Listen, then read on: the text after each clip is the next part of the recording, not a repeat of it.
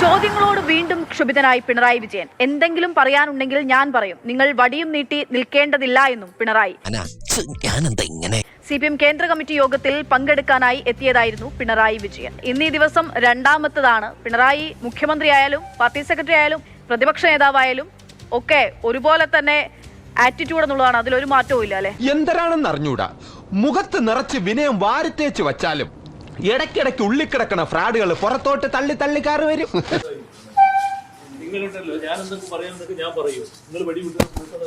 വിഴിഞ്ഞം വിഷയത്തിൽ പാർട്ടിക്കുള്ളിലെ അഭിപ്രായ ഭിന്നതകൾ സംബന്ധിച്ചായിരുന്നു മാധ്യമപ്രവർത്തകർ പ്രതിപക്ഷ നേതാവിന്റെ അഭിപ്രായം തേടാൻ ശ്രമിച്ചത്. ആ സമയത്താണ് കേരള ഹൗസിൽ കേന്ദ്ര കമ്മിറ്റി യോഗത്തിലെ ഇടവേളയ്ക്കിടെ കേരള ഹൗസിൽ എത്തിയപ്പോഴാണ് അദ്ദേഹത്തിന്റെ ഇത്തരം ഒരു പ്രതികരണം ഉണ്ടായിരുന്നത്. അതായത് തനിക്ക് എന്തെങ്കിലും പറയാനുണ്ടെങ്കിൽ താൻ പറയുമെന്നും എപ്പോഴും നിങ്ങൾ ഈ വടിയും നീട്ടി നിൽക്കേണ്ടതില്ലെന്നും, മൈക്കിനെയാണ് പറഞ്ഞത്, വടിയും നീട്ടി നിൽക്കേണ്ടതില്ലെന്നും പിണറായി വിജയൻ പറയുകയുണ്ടായി.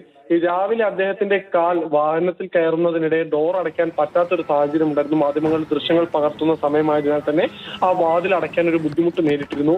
ആ സമയത്തിന് അദ്ദേഹത്തിന്റെ ഒരു കാൽ വാഹനത്തിനുള്ളിലേക്ക് എടുത്തു വെക്കാൻ സാധിക്കാത്തതുകൊണ്ടാണ് അദ്ദേഹം അങ്ങനെ പ്രതികരിച്ചിട്ടുണ്ടായിരുന്നത്. പക്ഷെ അത് സ്വാഭാവികമായും ആ ഒരു സമയത്തുള്ള പ്രതികരണം മാത്രമായിരുന്നു. പക്ഷെ ഉച്ചയ്ക്ക് എന്തായാലും ഈ ചോദ്യങ്ങളിൽ നിന്ന് ഈ ഹർകിഷൻ സുർജിത് ഭവനിൽ നടക്കുന്ന ഈ ഒരു യോഗം നടക്കുന്ന ഹർകിഷൻ സുർജിത് ഭവനിൽ നിന്ന് ഇറങ്ങുമ്പോഴും അദ്ദേഹം ചോദ്യങ്ങളോട് പ്രതികരിക്കാൻ തയ്യാറായിരുന്നില്ല. ചോദ്യങ്ങളെ അവഗണിച്ചുകൊണ്ടായിരുന്നു അദ്ദേഹം അവിടെ നിന്ന് തുടങ്ങിയത്.